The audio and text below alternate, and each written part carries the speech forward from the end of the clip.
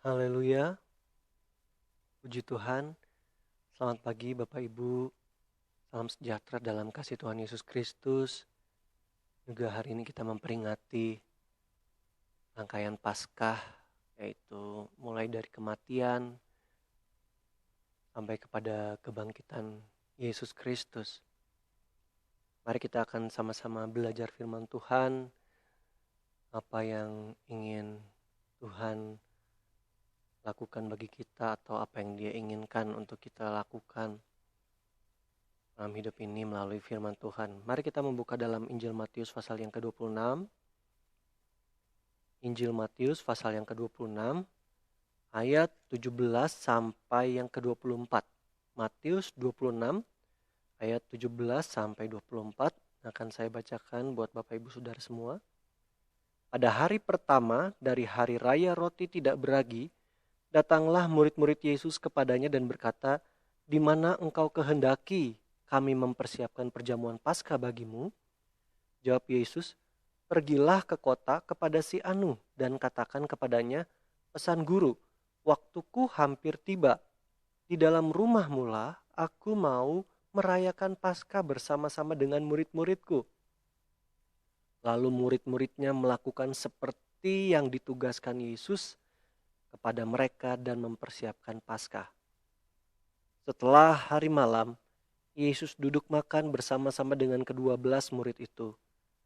Dan ketika mereka sedang makan, Ia berkata, "Aku berkata kepadamu, sesungguhnya seorang di antara kamu akan menyerahkan aku." Dan dengan hati yang sangat sedih berkatalah mereka seorang demi seorang kepadanya, "Bukan aku ya Tuhan?" Ia menjawab, "Dia yang bersama-sama dengan aku mencelupkan tangannya ke dalam pinggan ini, dialah yang akan menyerahkan aku. Anak manusia memang akan pergi sesuai dengan yang ada tertulis tentang dia. Akan tetapi celakalah orang yang olehnya anak manusia itu diserahkan. Adalah lebih baik bagi orang itu sekiranya ia tidak dilahirkan." Amin. Puji Tuhan. Firman Tuhan pagi hari ini dengan judul Rayakan di rumahmu. Rayakan di rumahmu. Dalam ayat 17 dijelaskan tadi, pada hari pertama dari hari raya roti tidak beragi, datanglah murid-murid Yesus kepadanya dan berkata, "Di mana engkau kehendaki kami mempersiapkan perjamuan Paskah bagimu?" Paskah itu juga disebut dengan hari raya roti tidak beragi. Memang ada 3 hari raya utama yang harus diperingati oleh bangsa Israel. Orang-orang khususnya para lelaki, mereka harus datang ke bait Allah, ke rumah Tuhan untuk merayakan hari-hari raya ini. Yaitu yang paling pertama adalah Paskah, kemudian hari raya 7 minggu, dan juga hari raya Pondok Daun. Dalam Keluaran 12 dan 13 juga, di situ jelas bagaimana pelaksanaan Paskah diikuti dengan mereka makan roti yang tidak beragi selama 7 hari. Bapak Ibu silakan lihat. Nanti kita juga akan sempat baca ayat itu. Bagaimana perayaan Paskah diikuti dengan makan roti tidak beragi selama 7 hari. Sebab itu Paskah juga disebut hari raya roti tidak beragi. Dimulai ketika masa Salomo, kita bisa lihat itu di 2 Tawarik 8, lalu diteguhkan juga oleh Raja Hizkia, 2 Tawarik 30, Raja Yosia, 2 Tawarik 35. Bagaimana perayaan mereka atau Paskah ini juga mereka kemudian sudah punya tempat untuk merayakannya, yaitu di Bait Allah. Disitulah mereka merayakan Paskah. Tetapi yang menariknya, dalam pembacaan kita, ini kita masuk bagian pertama, apa yang kita bisa pelajari dari pembacaan firman Tuhan untuk kita pagi hari ini. Yang pertama adalah Yesus ternyata mau merayakan Paskah ini di rumah seseorang. Di ayat 18, jawab Yesus, "Pergilah ke kota kepada si Anu dan katakan kepadanya, pesan guru, waktuku hampir tiba. Di dalam rumahmu lah aku mau merayakan Paskah bersama-sama dengan murid-muridku." Dalam Injil lain, mereka kemudian dapat tempat di lantai atas ruangan yang cukup besar. Mereka mengadakan perjamuan, merayakan Paskah Yesus bersama dengan murid-muridnya. Dan dikatakan Yesus, ketika murid-murid tanya mau mengadakan perjamuan Paskah di mana? Yesus katakan, di dalam rumah seseorang. Di situ ditulis rumah si Anu. Bilang, di rumahmu aku mau merayakan Paskah. Dan memang kalau kita lihat sejarah awal Paskah yang pertama, Keluaran pasal 12, kita bisa temukan bahwa memang pertama kali Paskah itu dilaksanakan oleh orang Israel harus di dalam rumah kediaman mereka. Ketika mereka masih dibelenggu, ketika mereka masih dijajah, mereka masih dalam tawanan orang Mesir karena mereka tinggal di sana, pekerja paksa di sana. Keluaran pasal 12, saya baca beberapa ayat 3. Katakanlah kepada segenap jemaah Israel, pada tanggal 10 bulan ini diambillah oleh masing-masing seekor anak domba menurut kaum keluarga, seekor anak domba untuk tiap-tiap rumah tangga. Ayat 7. Kemudian dari darahnya haruslah diambil sedikit dan dibubuhkan pada kedua tiang pintu dan pada ambang atas, pada rumah-rumah di mana orang memakannya. Pada rumah-rumah di mana orang memakannya. Lalu selanjutnya, ayat 13 sampai 15. Dan darah itu menjadi tanda bagimu pada rumah-rumah di mana kamu tinggal. Tanda darah itu dipasang di rumah-rumah di mana kamu tinggal. Apabila aku melihat darah itu, maka aku akan lewat daripada kamu. Jadi tidak akan ada tulah kemusnahan di tengah-tengah kamu apabila aku menghitung hukum tanah Mesir. Hari ini akan menjadi hari peringatan bagimu. Kamu harus merayakannya sebagai hari raya bagi Tuhan turun-temurun. Kamu harus merayakannya sebagai ketetapan untuk selamanya. Nah, ini yang tadi saya katakan nih ayat. Kemudian ayat 15, kamu makanlah roti yang tidak beragi 7 hari lamanya. Pada hari pertama pun kamu buanglah segala ragi dari rumahmu. Sebab setiap orang yang makan sesuatu yang beragi pada hari pertama sampai hari ke-7, orang itu harus dilenyapkan dari antara orang Israel.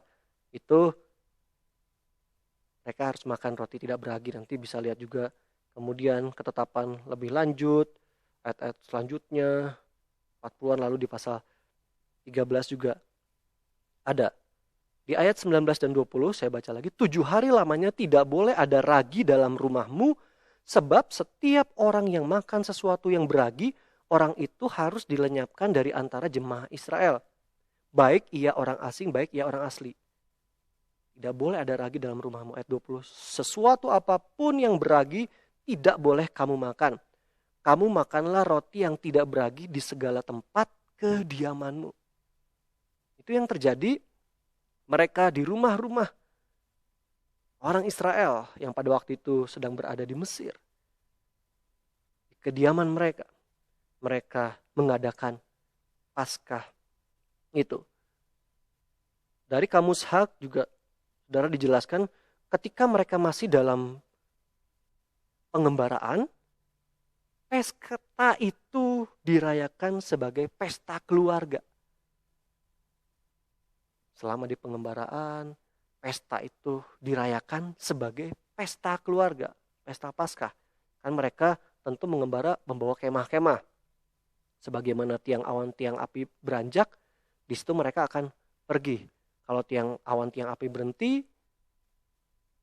mereka mendirikan kemah. Selama tiang awan pada malam, tiang awan pada siang, tiang api pada malam masih berhenti, mereka tidak akan berangkat. Tapi setelah berjalannya tiang awan dan tiang api, maka mereka membongkar kemah, mereka berjalan lagi.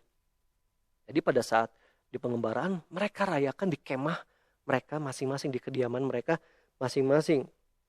Dan nanti juga kita mengerti setelah zaman Yesus Kristus, setelah tahun kemudian beberapa puluh tahun berikutnya sampai 70 tahun 70 Masehi, di mana bait Allah Herodes itu dihancurkan. Dan maka perayaan Paskah Yahudi kembali lagi menjadi perayaan keluarga. Dimulai dari pesta perayaan dalam rumah keluarga, lalu setelah bait Herodes, bait Allah zaman Yesus kemudian nanti dihancurkan, maka kembali lagi pesta itu dirayakan di dalam keluarga, di rumah-rumah. Dalam perikop sebelumnya juga Bapak Ibu kita lihat di Injil Matius pasal 26 tadi, dalam perikop-perikop sebelumnya, bagaimana ada peristiwa yang juga indah sampai dicatat. Yaitu di Matius 26, itu di ayat 6. Bagaimana Yesus diurapi ketika dia berada di rumah Simon.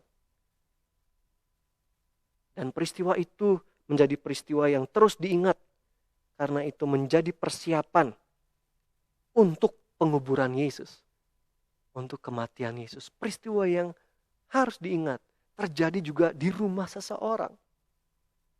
Kali ini Yesus juga mengadakan Paskah di rumah seseorang. Dan kalau kita bandingkan dengan Injil Yohanes, perikop yang sama tentang Yesus makan Paskah, nah saudara bisa lihat itu mulai dari Yohanes pasal 13. Mereka bersama sampai kemudian di pasal 17 Yohanes. Bagaimana Yesus banyak menyampaikan pesan-pesan kepada muridnya ketika dalam perjamuan itu. Ketika di rumah itu. Yesus menjelaskan banyak hal yang sangat penting. Yohanes 14, akulah kebangkitan. Akulah jalan dan kebenaran dan hidup. Yohanes 14 ayat 6. Lalu di situ ayat-ayat sebelumnya, tempat tinggal di rumah Bapa. Dan selanjutnya ada Yohanes 17, bagaimana Yesus mendoakan supaya murid-murid menjadi satu. Saudara bisa lihat, banyak pesan-pesan Yesus. Ketika ia sendirian bersama dengan murid-muridnya. Dalam pesta perjamuan. Merayakan Paskah. Oleh karena itu jemaat Tuhan, ini pelajaran yang pertama. Saat seperti sekarang ini adalah saat yang tepat. Jemaat, baik pribadi maupun keluarga, untuk manfaatkan momen ini dengan baik. Dalam merayakan kematian Yesus khususnya di hari ini. Di rumah Bapak Ibu masing-masing. Kesempatan saudara banyak waktu di rumah. Bersaat teduh. Baca, renungkan firman Allah. Dan kiranya seperti pengalaman murid-murid, banyak hal yang Yesus sampaikan melalui firman-Nya bagi kita. Tuhan sampaikan ketika kita lebih banyak waktu diam, tinggal di rumah. Pesan-pesan Tuhan disampaikan kepada kita. Puji Tuhan. Itu juga menjadi doa pribadi tentu sebagai hamba Tuhan. Supaya Tuhan, Engkau lebih banyak berbicara dalam kehidupan jemaat Tuhan ketika mereka sedang ada di rumah. Saya sendiri rasanya baru kali ini ya merayakan baik kematian Yesus maupun nanti kebangkitan Yesus atau Paskah hanya sendiri dan bersama keluarga. Biasanya sudah terbiasa dari dulu walaupun masih dalam jumlah jemaat yang kecil ya merayakannya bersama-sama dengan jemaat yang ada. Dan ini sungguh waktu yang istimewa bagi kita semua. Mari kiranya momen seperti ini kita semakin peka mengerti suara Tuhan, isi hati Tuhan lewat firman yang kita bisa baca, kita renungkan. Itu pelajaran yang pertama. Kemudian pelajaran yang berikutnya yang kedua yang bisa kita dapati dari peristiwa ini di Matius 26 di ayat 19. Lalu murid-muridnya melakukan seperti yang ditugaskan Yesus kepada mereka dan mempersiapkan Paskah. Lalu murid-muridnya melakukan seperti yang ditugaskan Yesus kepada mereka. Dan itu juga dalam Paskah pertama. Keluaran pasal 12.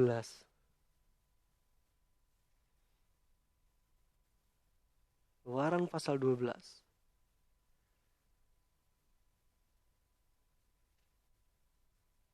Ayat 28.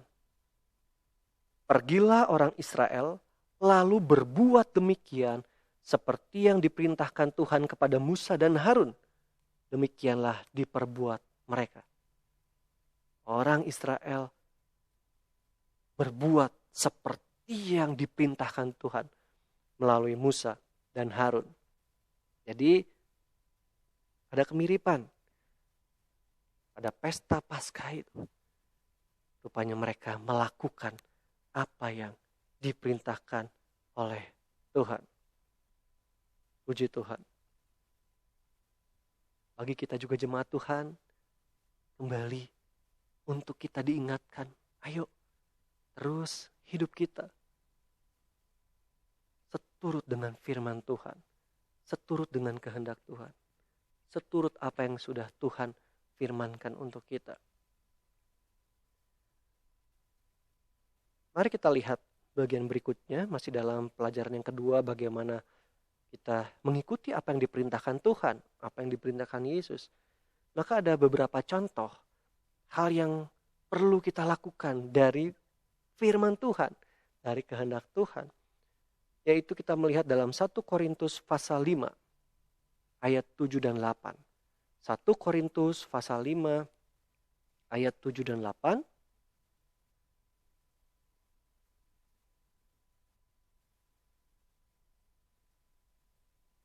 Satu Korintus 5 ayat 7 dan 8. Buanglah ragi yang lama itu, supaya kamu menjadi adonan yang baru, sebab kamu memang tidak beragi. Sebab anak domba Paskah kita juga telah disembelih, yaitu Kristus. Ayat ini menggambarkan anak domba yang disembelih dalam Paskah. Di Keluaran pasal 12. Di sini dijelaskan juga tadi yang diikuti dengan memakan roti tidak beragi atau makanan yang tidak beragi. Di sini anak domba Paskah kita juga telah disembelih, yaitu Kristus. Jadi Yesus Kristus itulah anak domba Paskah yang disembelih. Lalu ayat 8. Karena itu marilah kita berpesta. Bukan dengan ragi yang lama, bukan pula dengan ragi keburukan dan kejahatan, tetapi dengan roti yang tidak beragi, yaitu kemurnian dan kebenaran. Oleh firman Allah, Rasul Paulus, ternyata ragi itu, roti yang tidak beragi, itu adalah lambang atau metafor dari kemurnian dan kebenaran. Ya, tujuannya kamu memang tidak beragi. Puji Tuhan, oleh karena pengorbanan Yesus, kita dibenarkan oleh Tuhan. Bagian dari apa yang Tuhan perintahkan untuk kita, yang kita mau juga perbuat seperti para murid, seperti bangsa Israel. Apa yang Tuhan perintahkan? Kita jemaat Tuhan pagi hari ini, yaitu mari kita makan roti yang tidak beragi, atau kita hidup dalam kemurnian dan kebenaran. Hidup dalam kemurnian dan kebenaran. Mengenai kemurnian, dalam hal apa? 2 Korintus pasal 1 ayat 12. 2 Korintus 1 ayat 12. Inilah yang kami megahkan, yaitu bahwa suara hati kami memberi kesaksian kepada kami, bahwa hidup kami di dunia ini khususnya dalam hubungan kami dengan kamu, dikuasai oleh ketulusan dan kemurnian dari Allah, bukan oleh hikmat duniawi, tetapi oleh kekuatan kasih karunia Allah. Hidup kami di dunia dalam hubungan dengan kamu. Hidup di dunia dalam English Standard Version, saya langsung artikan bahasa Indonesianya, dalam berperilaku di dunia ini. Apa yang diperbuat Rasul Paulus, dia ajarkan, selama kita berperilaku di dunia ini, mari dikuasai oleh ketulusan dan kemurnian. Kemurnian. Sincerity. Itu artinya juga tulus, dengan tulus dan kesungguhan hati. Ikhlas, tulus, ikhlas, kesungguhan hati. Memang kita harus jujur. Cukup sulit kalau kita menyadari kita harus hidup berperilaku di dunia ini dengan ketulusan, dengan sungguh-sungguh. Ada banyak informasi yang masuk kepada kita. Lalu ada pengalaman-pengalaman masa lalu ketika kita dikhianati oleh orang, dijatuhkan seseorang. Sepertinya sulit untuk bisa percaya atau bisa ikhlas melakukan sesuatu kepada orang lain, sementara dari pengalaman hidup kita sudah mengalami bagaimana kita berbuat baik kepada orang lain, tetapi orang lain malah justru memanfaatkan kita. Tapi mari belajar untuk melakukan hal ini. Dan kita bersyukur, puji Tuhan, memang tidak bisa dengan hikmat dunia ini. Itu dikatakan ya, ayat 12. Bukan oleh hikmat duniawi. Kenapa? Paulus dalam hubungan dengan jemaat dapat hidup dengan murni, tulus, kesungguhan hati. Karena hubungan kami dengan kamu dikuasai oleh ketulusan dan kemurnian dari Allah. Ketulusan, kemurnian dari Allah. Terus bukan oleh hikmat duniawi, tetapi oleh kekuatan kasih karunia Allah. Haleluya. Dia katakan, dia bisa hidup murni, tulus, sungguh hati kepada jemaat. Kan di ayat yang lain juga, bagaimana di 1 Korintus ya, kamu banyak pengajar, pendidik, tapi akulah yang menjadi bapakmu. Hubungan yang begitu erat antara Paulus dengan jemaat Tuhan. Dan ia mampu hidup dengan sungguh, dengan tulus, karena kasih karunia dari Allah. Puji Tuhan. Beberapa ayat dia jelaskan, karena kasih karunia Allah. Dan jemaat Tuhan, kiranya juga kita belajar murni hidup dengan tulus selama di dunia ini. Walaupun orang mau bilang harus ada trik-trik menjalani kehidupan dunia. Tidak boleh terlalu jujur, nanti kecolongan. Kita tidak ikuti falsafah dunia. Kita ikuti firman Allah, belajar berperilaku di dunia ini terhadap siapapun. Kita tulus sungguh hati, sincerity. Puji Tuhan. Dan memang bukan karena hikmat kekuatan kita, tapi oleh karena kasih karunia Allah yang bekerja di dalam hidup kita. Haleluya. Lalu contoh lagi mengenai kemurnian. 2 Korintus pasal 2 ayat 17. 2 Korintus pasal 2 ayat 17. Sebab kami tidak sama dengan banyak orang lain yang mencari keuntungan dari firman Allah. Sebaliknya dalam Kristus kami berbicara sebagaimana mestinya dengan maksud-maksud murni atas perintah Allah dan di hadapannya. Dalam Kristus Yesus kami berbicara sebagaimana mestinya dengan maksud-maksud murni atas perintah Allah di hadapannya. Lagi ditulis dalam Kristus Yesus. Hanya di dalam Dialah, melalui kasih Dialah. Maka Paulus mampu hidup seperti ini. Dan di sini tadi ada banyak orang lain yang mencari keuntungan dari firman Allah. Tapi Paulus tidak. Puji Tuhan. Kita bisa lihat sudah dari zaman perjanjian lama. Para imam, nabi pun mereka menenung, mereka bernubuat. mengatakan damai sejahtera dan seterusnya. Ketika ada suap, ada yang membayar mereka. Bahkan di perjanjian baru juga ada ayat-ayat. Wah, bagaimana mereka sendiri juga mengadakan suap, menyuap. Kalau nggak salah prajurit lah ya, yang menjaga kubur Yesus. Dan seterusnya ya, termasuk menyuap Yudas untuk bisa menjual Yesus. Yudas mengkhianati Yesus. Dan juga ada beberapa ayat juga dalam surat Paulus, bagaimana ada orang-orang yang memberitakan Injil hanya untuk kepentingan keuntungannya sendiri, memanfaatkan pemberitaan Injil untuk keuntungan sendiri. Tentu ini banyak berbicara dalam kehidupan kami sebagai hamba-hamba Tuhan secara pribadi yang memberitakan firman Allah. Harus dengan murni seperti yang Yesus inginkan di dalam Kristus, yang Tuhan perintahkan, itu yang disampaikan. Bukan karena takut kita menyampaikan sesuatu lalu nanti kita tidak ada yang undang lagi di rumah seseorang atau di gereja. Karena kita menyampaikan apa yang diinginkan oleh Tuhan lewat Alkitab, sementara ternyata kita dibatasi. Nah, tolong jangan menyampaikan tentang, misalnya jangan menyampaikan tentang penderitaan, kesukaran. Tolong sampaikan tentang berkat dan seterusnya. Misalnya seperti itu.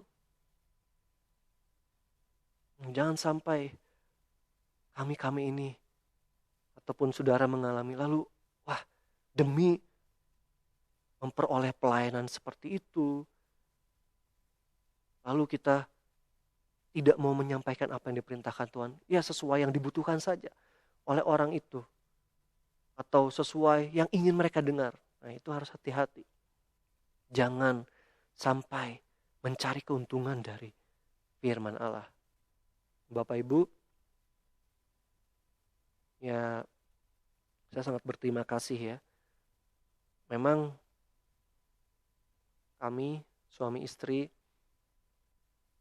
ketika kita harus memang mulai secara online, di rumah, menyiarkan kabar firman Tuhan ini, memang tidak mau kita menyinggung-nyinggung soal persembahan, perpuluhan, karena tidak enak. Saya juga menyadari saudara, bagaimana ekonomi semakin sulit. Jemaat saudara sekalian, Bapak Ibu yang bekerja, penghasilannya tidak seperti biasa. Kami bisa mengerti, makanya tidak mau mengungkit soal persembahan. Yang penting persembahan kita yang berkenan adalah seluruh hidup kita. Pujian, pengagungan kepada Tuhan yang tulus dari dasar hati kita, itu berkenan kepada Tuhan. Dan saya terkejut waktu ternyata waktu hari Minggu ya lalu ya, tiba-tiba di grup sudah disiarkan, disampaikan bagi yang ingin memberi persembahan untuk transfer. Ya, saya bersyukur. Saya kira itu bagian kepedulian jemaat, cinta kasih saudara bagi kami keluarga hamba Tuhan. Kami berupaya untuk tidak sampai mencari keuntungan dari pemberitaan firman Allah. Namun kami sangat bersyukur, jemaat sangat peduli. Bahkan juga ada buah-buahan yang dikirim kepada kami. Terima kasih Tuhan yang memberkati. Tuhan mencukupkan sekalipun sulit dalam pekerjaan saat ini. Tapi kiranya Tuhan punya berbagai macam cara membuka jalan untuk tetap memberkati, mencukupkan kebutuhan Bapak Ibu rumah tangga kita semua. Puji Tuhan. Ini itu mengenai kemurnian yang sudah kita lihat. Dan sekarang tadi kemurnian dan kebenaran. Kebenaran itu aletheia. 2 Korintus 7 ayat 14. 2 Korintus 7 ayat 14. Kebenaran. Aku memegahkan kamu kepadanya dan kamu tidak mengecewakan aku. Kami senantiasa mengatakan apa yang benar kepada kamu. Demikian juga kemegahan kami di hadapan Titus sudah ternyata benar. Senantiasa mengatakan apa yang benar. Saudara, mari firman Tuhan ingin mengajar kita hidup dalam kemurnian dan kebenaran. Kebenaran termasuk kita mengatakan apa yang benar. Saudara, ada orang-orang yang dia gak mengatakan yang benar. Entah gak enak, untuk menyampaikan sebuah kenyataan. Tapi mari Bapak Ibu, kita belajar mengatakan yang benar. Juga jangan melebih-lebihkan sesuatu. Kadang saya perhatikan saya pernah temukan seperti sekarang kan ada peraturan-peraturan yang dibuat mengatasi situasi sekarang. Nah, lalu entah lewat WhatsApp atau lewat telepon, ketika seseorang maksudnya baik mengabarkan, tapi mempertegas dengan ucapan yang tidak ada dalam data dari informasi tersebut. Jadi ditambah-tambahkan, dilebih-lebihkan. Waduh, nanti ada aparat lah menjemput dan sebagainya. Jadi seperti menakut-nakuti. Nah, kita belajar menyampaikan apa yang benar, nggak usah melebih-lebihkan. Sesuai apa yang tertulis, tercatat di dalam firman Tuhan ataupun misalnya informasi, ya kita yang benar. Atau bahkan ada yang menyampaikan sesuatu, dia berkata-kata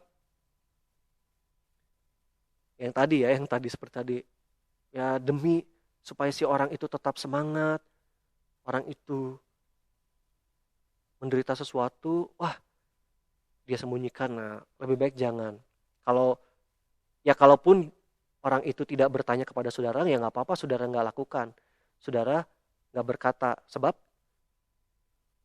di situ saudara nggak berbohong karena orang itu nggak tanya. Tapi kalau ada orang itu bertanya, saya kenapa? Dan lalu saudara menyembunyikan kebenaran, nah itu yang salah. Jadi belajar kita hidup dalam kebenaran, termasuk mengatakan apa yang benar. Berikutnya dalam 2 Korintus pasal 13 tentang kebenaran ayat 8. Karena kami tidak dapat berbuat apa-apa melawan kebenaran. Yang dapat kami perbuat ialah untuk kebenaran. Yang kami perbuat adalah untuk kebenaran. Kami bukan berbuat untuk keuntungan. Saudara, mari kita belajar. Apa yang kita perbuat, arahkan untuk kebenaran. Segala sesuatu yang kamu perbuat, lakukan seperti untuk Tuhan. Untuk kebenaran. Jadi ketika kita bekerja, kita belajar, kita melayani, kita beraktivitas, segala perbuatan kita itu untuk kebenaran. Bukan untuk keuntungan sendiri, tapi untuk kebenaran. Bukan untuk memanipulasi, menipu, menyembunyikan sesuatu. Inilah 2 hal mengenai roti yang tidak beragi itu. Roti yang harus dimakan orang Israel, yang dijelaskan oleh Paulus ini lambang dari kemurnian dan kebenaran. Dan jika kita lihat, mari kita hubungkan dalam Ulangan pasal 16 ayat 3. Bagaimana roti tidak beragi ini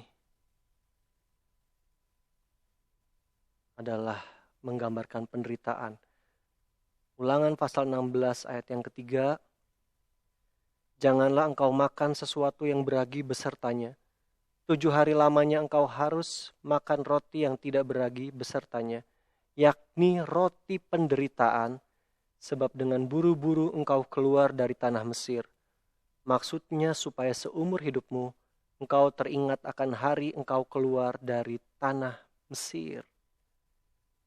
Roti tidak beragi, yakni roti penderitaan, sebab dengan buru-buru engkau keluar dari tanah Mesir. Maksudnya supaya seumur hidupmu engkau teringat akan hari engkau keluar dari tanah Mesir.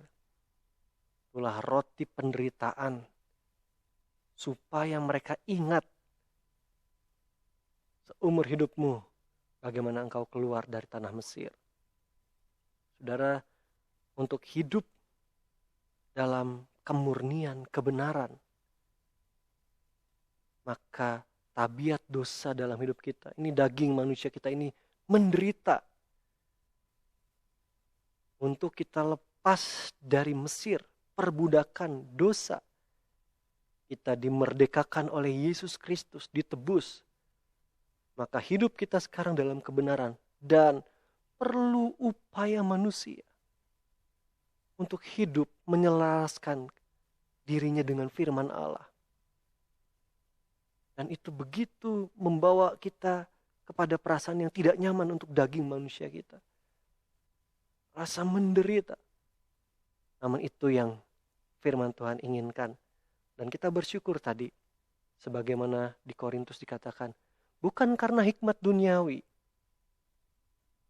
tetapi karena kekuatan Allah, kasih karunia dari Allah. Itu yang memampukan para rasul, juga Paulus, dapat hidup dalam kemurnian dan kebenaran. Dan kita juga oleh kemurahan Allah, oleh kekuatan kasih Allah, juga Dia akan mampukan kita. Bukan dengan hikmat kita, tapi oleh karena Dia mampukan kita hidup dalam kemurnian dan kebenaran. Sekalipun kita menderita untuk hidup di dalamnya. Haleluya. Manusia masih menempel kebiasaan dosa, tabiat dosa. Dan kita perlu berjuang di dalam kekuatan dari Kristus untuk kita bisa hidup dalam kemurnian dan kebenaran. Kemudian pesan yang terakhir yang kita lihat dari Injil Matius pasal 26, pelajaran yang terakhir yang ketiga yang kita lihat dari kisah ini, Matius 26, mulai ayat 20, setelah hari malam, Yesus duduk makan bersama-sama dengan ke-12 murid itu. Dan ketika mereka sedang makan, ia berkata, "Aku berkata kepadamu, sesungguhnya seorang di antara kamu akan menyerahkan aku." Dan dengan hati yang sangat sedih berkatalah mereka seorang demi seorang kepadanya, "Bukan aku ya Tuhan." Ia menjawab, "Dia yang bersama-sama dengan aku mencelupkan tangannya ke dalam pinggan ini, dialah yang akan menyerahkan aku. Anak manusia memang akan pergi sesuai dengan yang ada tertulis tentang dia. Akan tetapi celakalah orang yang olehnya anak manusia itu diserahkan. Adalah lebih baik bagi orang itu sekiranya ia tidak dilahirkan." Para murid sedih ketika Yesus bilang ada yang akan menyerahkan Yesus. Lalu di ayat 24, Yesus berkata, anak manusia memang akan pergi sesuai dengan yang ada tertulis tentang dia. Kata pergi di sini, Bars menjelaskan yang dimaksud adalah dies or will die. Meninggal, mati atau akan mati, akan meninggal. Karena ungkapan orang-orang Ibrani untuk kata pergi seringkali itu bicara tentang manner of death atau cara kematian, cara meninggal. Seperti Bapak Ibu bisa lihat membaca dalam Mazmur 39 ayat 14 itu dari Daud, lalu Kejadian 15 ayat 2 dari Abram. Bagaimana itu menggambarkan baik Daud ataupun Abram itu pergi dalam pengertian meninggal. Kejadian 15 ayat 2 itu bahasa Inggris ada kata go. Jadi yang dimaksud oleh Yesus ini kepada murid-murid dan bagi kita bahwa saatnya dia kemudian akan mati. Dan pada hari ini kita kembali memperingati kematian Yesus Kristus. Kematian yang didahului dengan penderitaan. Mesias dikatakan dalam beberapa ayat, memang Mesias itu harus menderita. Bahkan di Yesaya, dia biasa menderita kesakitan. Paulus juga pribadi yang menderita untuk dia hidup dalam kemurnian dan kebenaran. Dan dalam ayat Alkitab yang lain juga kita harus mempersenjatai dengan pikiran yang demikian. Kristus sudah menderita, maka kita pun bisa menderita. Seperti yang tadi saya jelaskan, apakah karena kita bergumul melawan manusia daging kita, hawa nafsu kita yang selalu ingin timbul, untuk kita matikan itu, kita ganti dengan hidup yang sesuai dengan kemurnian, kebenaran. Itu membuat kita menderita, ataupun juga sekarang keadaan sekarang, saudara rasanya gak bisa bebas melakukan macam-macam, sangat terbatas, kita dibatasi oleh peraturan. Seolah-olah kita merasakan penderitaan. Tapi percayalah, sebagaimana Yesus dia menderita, lalu dia mati, namun dia bangkit. Dia menghapuskan surat hutang, dosa-dosa kita manusia. Dari kematiannya, penderitaannya, rupanya ada rencana Allah yang sangat besar. Keselamatan bagi kita yang percaya. Oleh karena itu jemaat Tuhan, Bapak Ibu Saudara sekalian, kalaupun engkau merasa menderita hari-hari ini, karena apapun situasinya, ingat, kita tetap mau hidup berpadanan dengan firman Allah. Karena ketika penderitaan itu terjadi, kita percaya ada rencana Tuhan di balik itu semua. Rencana Tuhan yang besar yang Tuhan sudah siapkan. Yang akan mendatangkan kebaikan bagi orang-orang yang mengasihi Dia, yang terpanggil oleh Dia. Puji Tuhan, kasih karunia damai sejahtera menyertai kita semua.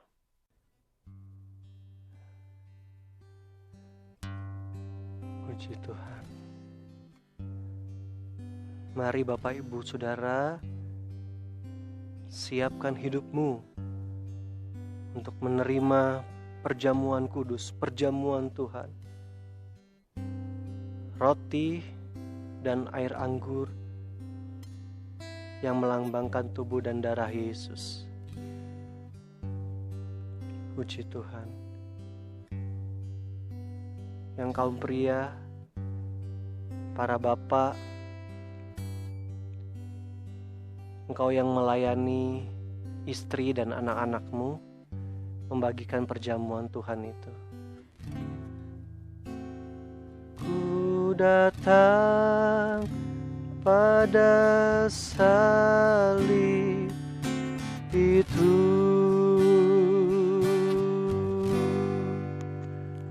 ku ingat cintanya Tuhanku.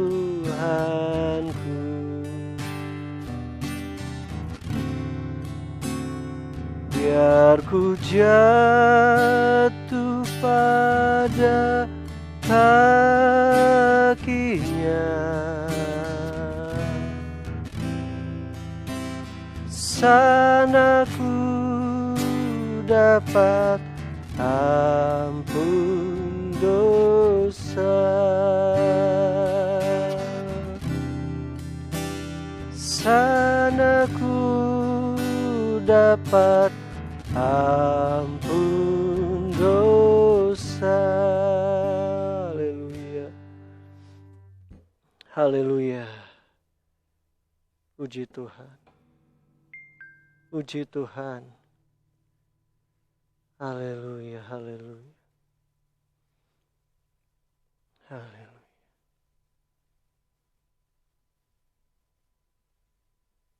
Mari Bapak Ibu, kita pegang roti dengan tangan kita ke atas. Roti yang adalah gambar dari tubuh Yesus yang terpecah-pecah bagi kita.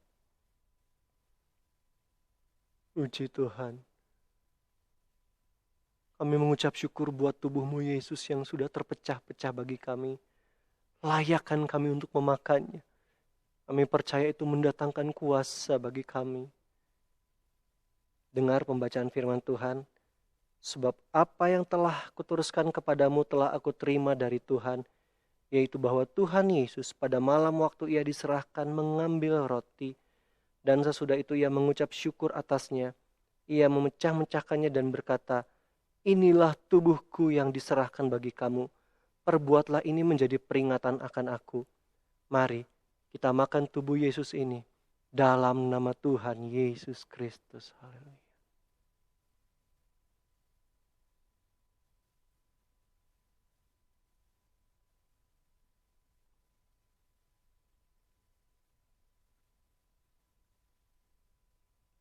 Puji Tuhan. Terima kasih. Terima kasih Yesus. Mari kita angkat cawan yang berisi air anggur. Yang adalah gambaran dari darah Yesus yang tercurah bagi kita. Darah perjanjian baru yang termeterai bagi kita. Kami bersyukur Yesus buat darah-Mu yang sudah tercurah bagi kami. Darah yang membersihkan kami dari noda pelanggaran dosa kami. Dan oleh bilur-bilur-Mu kami telah sembuh. Layakkan kami untuk minum darah-Mu ini Yesus. Mendatangkan kuasa Allah dalam hidup kami. Dengar pembacaan firman Tuhan. Demikian juga ia mengambil cawan sesudah makan lalu berkata, cawan ini adalah perjanjian baru yang dimeteraikan oleh darahku. Perbuatlah ini setiap kali kamu meminumnya menjadi peringatan akan aku. Sebab setiap kali kamu makan roti ini dan minum cawan ini, kamu memberitakan kematian Tuhan sampai ia datang. Mari kita minum darah Yesus ini dalam nama Tuhan Yesus Kristus. Haleluya.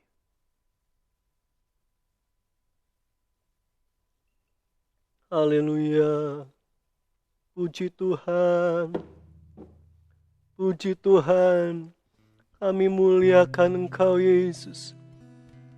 Engkau yang layak terima pujian.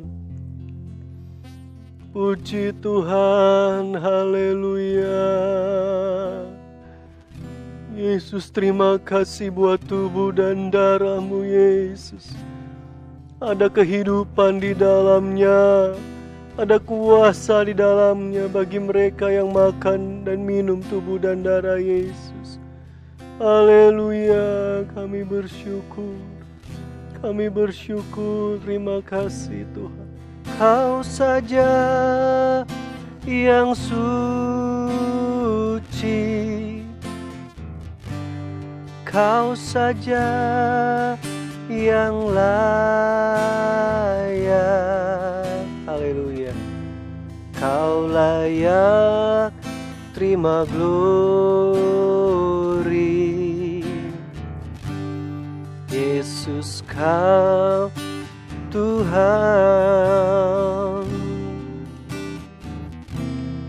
Kau saja yang suci. Kau saja yang layak. Kau layak terima glory. Hanya Kau Tuhan. Haleluya. Haleluya. Puji Tuhan. Terimalah pujian penyembahan kami. Engkau Allah yang sangat baik dalam hidup kami manusia. Terima kasih Tuhan. Mampukan kami untuk hidup dalam firman Allah oleh kekuatan kuasa-Mu. Mampukan kami hidup dalam kemurnian dan kebenaran. Baik perkataan kami, juga tingkah laku perbuatan kami setiap hari kepada siapapun Tuhan. Selama kami hidup di dunia ini. Engkau yang menolong kami melakukan firman Allah, dan kami percaya kami menikmati janji-janji Tuhan. Bapak, kami berdoa buat pemerintah kami. Beri mereka hikmat, hati yang takut akan Tuhan. Kebijaksanaan, supaya mereka dapat menjalankan roda kepemerintahan dengan baik. Menghadapi situasi yang terjadi di bangsa kami Tuhan. Melalui peraturan-peraturan mereka, kiranya itu membantu terwujudnya kesejahteraan, keselamatan bangsa ini. Berkaryalah Tuhan dalam kehidupan pemerintah kami. Dari pusat sampai ke daerah. Juga di kota kami, kota Bandung, masyarakat hidup damai satu dengan yang lainnya. Sejahterakan kota ini Tuhan. Lindungi masyarakat. Terlebih doa kami. Lewat peristiwa ini, semua orang boleh berseru kepada Tuhan. Mereka berharap mengandalkan Tuhan yang sanggup memberikan keselamatan dan rasa aman. Terima kasih ya Yesus. Sepanjang minggu yang berjalan, jemaat Tuhan, baik yang masih di rumah maupun sudah harus tempat mereka bekerja, Tuhanlah yang menjaga, memelihara kehidupan jemaat Tuhan. Walaupun di masa yang sulit, Tuhan sanggup membuka jalan, mencukupkan apa saja yang dibutuhkan. Terima kasih Tuhan. Kerajaan-Mu yang datang, kehendak-Mu yang jadi dalam kehidupan kami semua. Terpujilah Engkau Tuhan. Terima kasih buat pimpinan-Mu. Kami di rumah kami masing-masing boleh mengadakan, memperingati akan kematian Yesus. Dan kiranya Tuhan Engkau semakin intim berbicara dengan kami. Saat-saat kami banyak waktu untuk bersekutu di rumah kami masing-masing. Hadirat Allah nyata bersama-sama dengan kami. Terima kasih Bapa, inilah doa kami. Kami mengakhiri ibadah kami pada saat ini.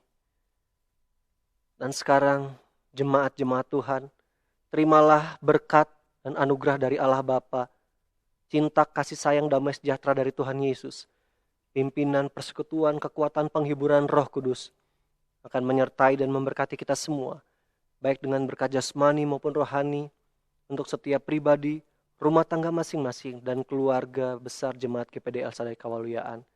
Mulai saat ini, esok, hari-hari selanjutnya, sampai Tuhan Yesus datang kembali menjemput kita semua. Kami sudah berdoa mengucap syukur telah terima berkat Tuhan, dalam nama Tuhan Yesus Kristus. Haleluya. Semua yang percaya berkata, amin. Selamat pagi, selamat siang tentu. Tuhan memberkati kita semua.